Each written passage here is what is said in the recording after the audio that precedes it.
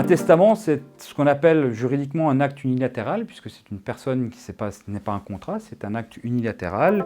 Acte unilatéral par lequel une personne, qu'on appelle le testateur, va exprimer ses dernières volontés et va surtout envisager la façon dont il va transmettre son patrimoine et éventuellement le répartir, et souvent le répartir de façon différente de ce que prévoit le Code civil.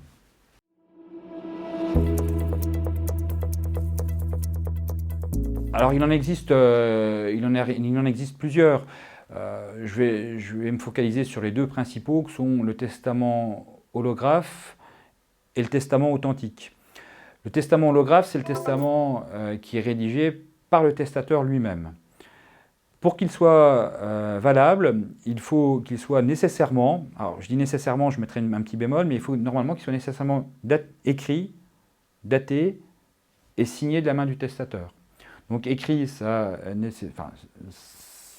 comment dirais-je, ça supprime la dactylographie. Il faut vraiment que ce soit une écriture manuelle. Ce qui concerne la date, là, on est un petit peu... Enfin, les tribunaux, en tous les cas, quand il y a un litige, sont un petit peu moins exigeants. On le verra peut-être par la suite quand on parlera peut-être de la pluralité des testaments, mais la date est un petit peu moins importante. En tous les cas, il faut qu'il soit signé. Ensuite, le problème du testament, on le verra également par la suite, le testament holographe, c'est sa conservation. Le deuxième testament, c'est le testament authentique, enfin le deuxième principal testament, c'est le testament authentique, testament qui est rédigé par un notaire sous la dictée du testateur. Ce testament, il est rédigé en présence soit de deux notaires, soit d'un notaire et de deux témoins.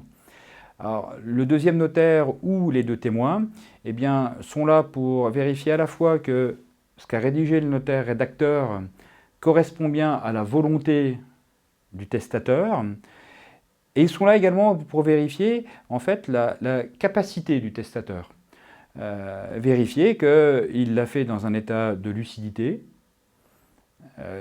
qu'il est difficile de contrôler lorsque le testateur a lui-même rédigé son acte, enfin son testament, sur un bout de table chez lui, peut-être sous l'emprise de l'alcool ou autre, ou pour des problèmes médicaux.